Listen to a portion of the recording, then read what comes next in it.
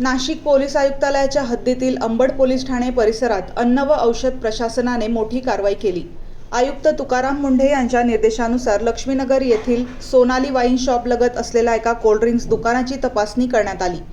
या कारवाईमुळे प्रतिबंधित अन्नपदार्थांची विक्री करणाऱ्यांमध्ये खळबळ उडाली आहे। दरम्यान राज्यातील गुटखा, तंबाखू आणि निकोटीनयुक्त पान मसाला यांच्या अवैध व्यवसायाविरोधात एफडीएने अधिक कठोर भूमिका घेतली आहे। गुटखा, तंबाखू किंवा तत्सम प्रतिबंधित अन्नपदार्थांचे उत्पादन, साठवणूक, वाहतूक, वितरण आणि विक्री करणाऱ्या संघटित नेटवर्क विरोधात महाराष्ट्र संघटित गुन्हेगारी नियंत्रण अधिनियम मकोका 1999 अंतर्गत कारवाई करण्याचे निर्देश आयुक्त तुकाराम मुंढे यांनी सर्व क्षेत्रीय अधिकाऱ्यांना दिले आहेत।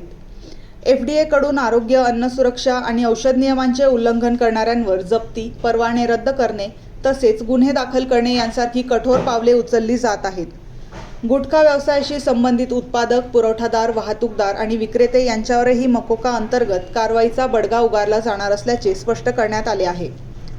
या कारवाई दरम्यान अंबड पोलीस ठाण्याचे गुन्हे शाखा पोलीस निरीक्षक अविनाश नडविंकेरी, सहाय्यक पोलीस निरीक्षक विलास पडोळकर यांच्यासह अंबड पोलीस दलाचे अधिकारी व कर्मचारी उपस्थित होते।